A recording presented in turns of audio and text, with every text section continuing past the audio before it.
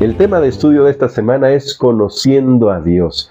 Y ayer veíamos la importancia de tener una perspectiva correcta de quién es Dios, porque Satanás se ha propuesto manchar el carácter de Dios y nosotros los seres humanos le hemos comprado la propaganda al enemigo. Y la Biblia es este manual maravilloso, esta carta de amor de Dios que nos permite ir conociéndolo más y más a Él para, primero, quitarnos la venda que el enemigo ha puesto sobre nuestros ojos espirituales, sobre el carácter de Dios. Y segundo, entrar en una relación profunda con Dios que nos permite experimentar su presencia en nuestras vidas. El tema de hoy es Dios es santo.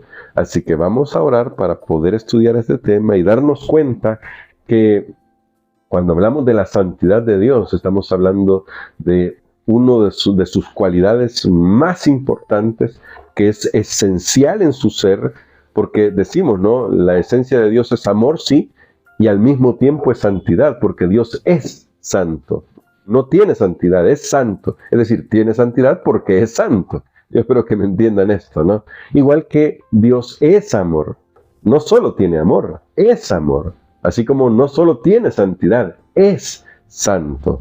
Así que vamos a orar pidiendo la dirección de Dios para poder hacer nuestra reflexión del tema de este día. Querido Padre, gracias te damos por tu palabra.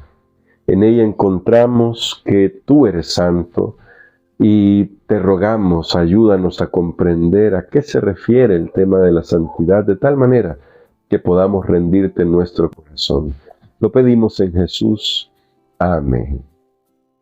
El tema de la santidad, esta palabra, no es muy usada más que tal vez en calendarios, en ocasiones especiales, y entiendo yo que no la usamos mucho porque nos causa cierto escozor, porque esto tiene que ver con otro tema, tiene que ver con el tema del pecado.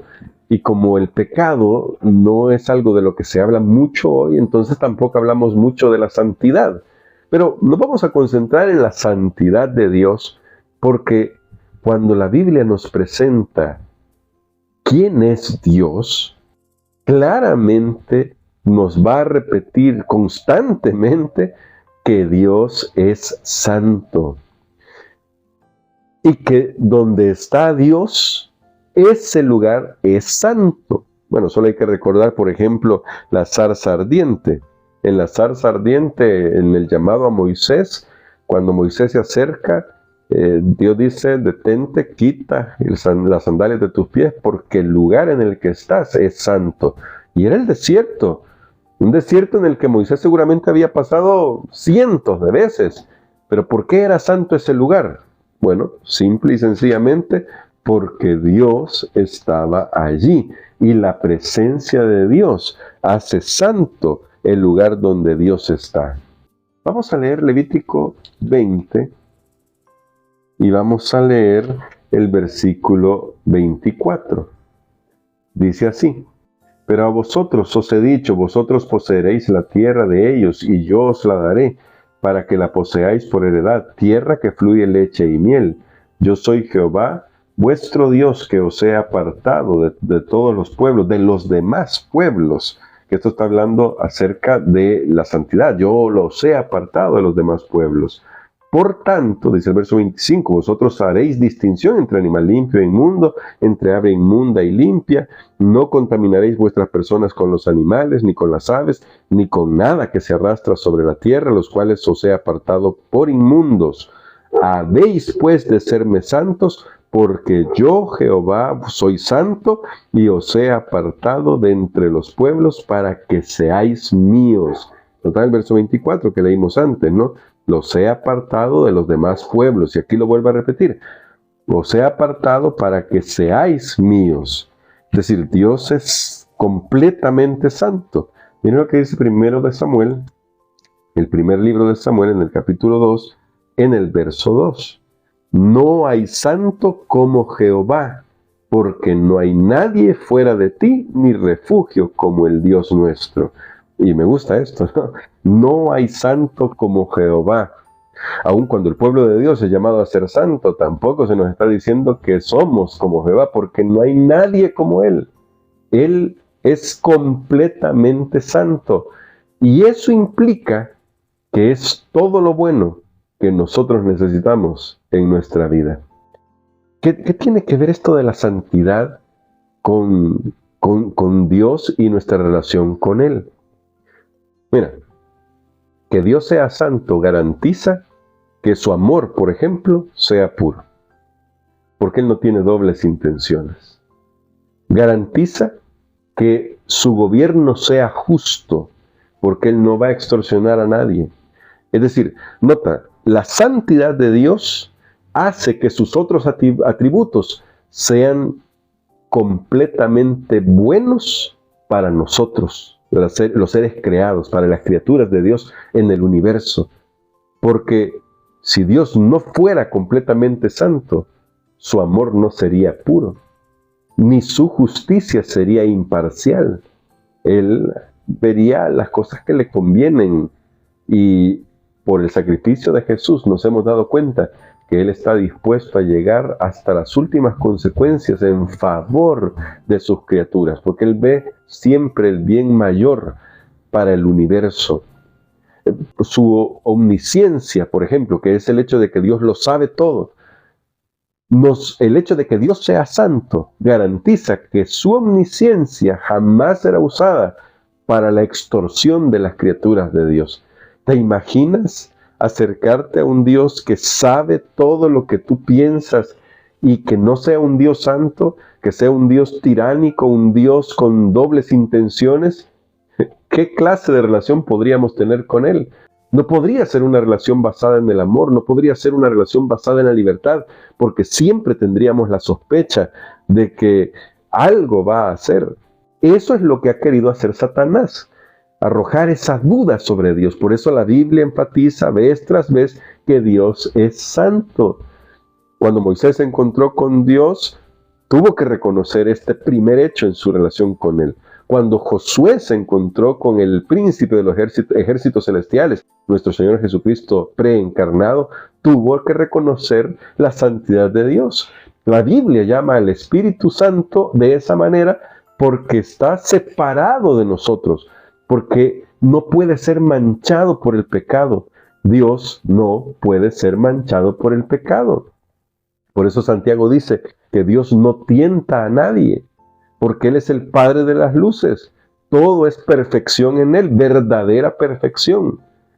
Y esto debería alentarnos a nosotros, porque nos dice a nosotros los seres humanos que estamos seguros en sus manos, que podemos confiar en su presencia. Ezequiel vio la santidad de Dios, Daniel vio la santidad de Dios, Juan, el apóstol Juan en la isla de Patmos, Isaías. ¿Y cuál fue la reacción de ellos? Reconocer que debido a sus pecados no podían estar delante de Dios. Ese es el caso, la expresión más clara que tenemos en la Biblia sobre esto, y quizás más representativa sería la mejor palabra. Es la de Isaías. Cuando Isaías contempla quién es Dios y los ángeles que rodean a Dios se cubren completamente porque Dios es demasiado para ellos, incluso para los ángeles, y todo lo que ellos pueden decir día y noche es santo, santo, santo, Isaías piensa que ya ahí llegó su fin. Porque ¿qué dice Isaías 6? Soy una persona inmunda delante de Dios. Soy una persona inmunda, con labios inmundos. Aquí ya llegó mi último día. No puedo estar delante de Dios. ¿Y qué hace Dios? Dios toca la vida de Isaías, toca sus labios para purificarlo. Porque la revelación de la santidad de Dios no es para destruirnos, no en este momento. Es para restaurarnos. Claro que llegará el momento en el que si no queremos nada con Dios, la santidad de Dios, la gloria de Dios, será para destrucción de todos aquellos que no quisieron acercarse a Él ahora, que no quisieron que Él tocara sus vidas como tocó la vida de Isaías.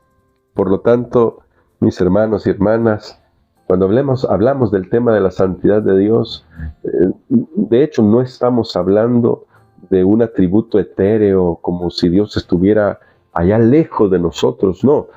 De hecho, Isaías mismo dice que Dios es el alto y sublime, que habita en la luz inmarcesible, es decir, que Él está apartado completamente, pero también habita con los contritos de corazón.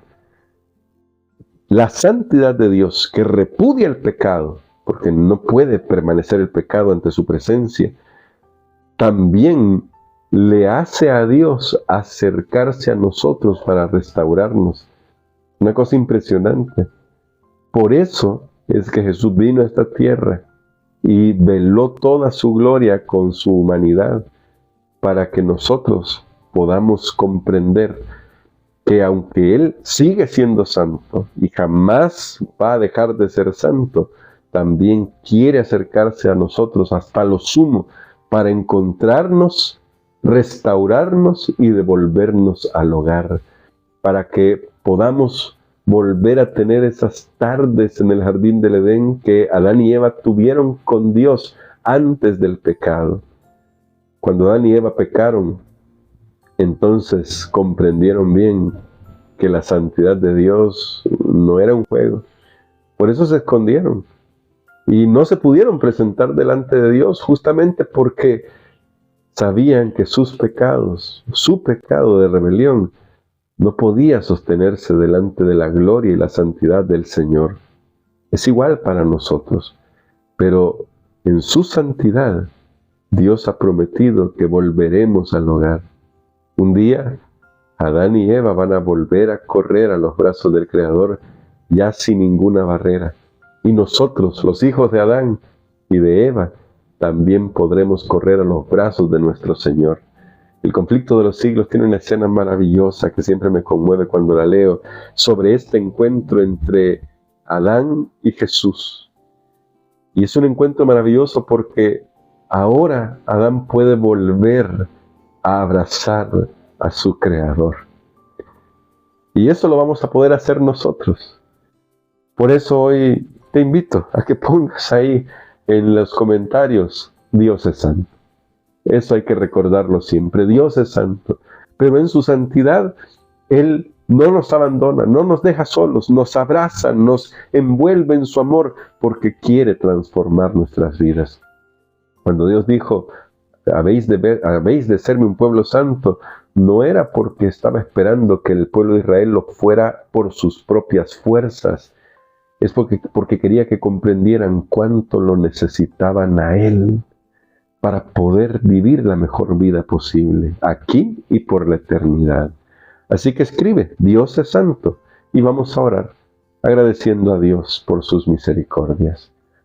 Padre Santo, somos pecadores, a cada momento te fallamos, pero gracias, porque tu santidad nos garantiza que podemos volver a ti, porque tu santidad garantiza tu amor y tu justicia, tu bondad, y eso permite que podamos tener una relación profunda contigo. Debemos reconocer que al acercarnos a ti nos estamos acercando al ser cuya naturaleza repudia el pecado, pero que nos ama a tal grado que estuvo dispuesto a entregarlo todo con tal de salvarnos. Gracias, Padre, por tan profundo amor. Gracias por Jesucristo, nuestro Salvador, y gracias por el Espíritu Santo que trabaja en nuestras vidas. Bendice a cada uno de los que está estudiando esta lección, estas lecciones de la Biblia, y fortalece su fe en tu carácter puro, santo, bondadoso, tu carácter de amor, tu carácter leal. Gracias, Señor, y por tu palabra que nos revela esto. En Jesús oramos. Amén.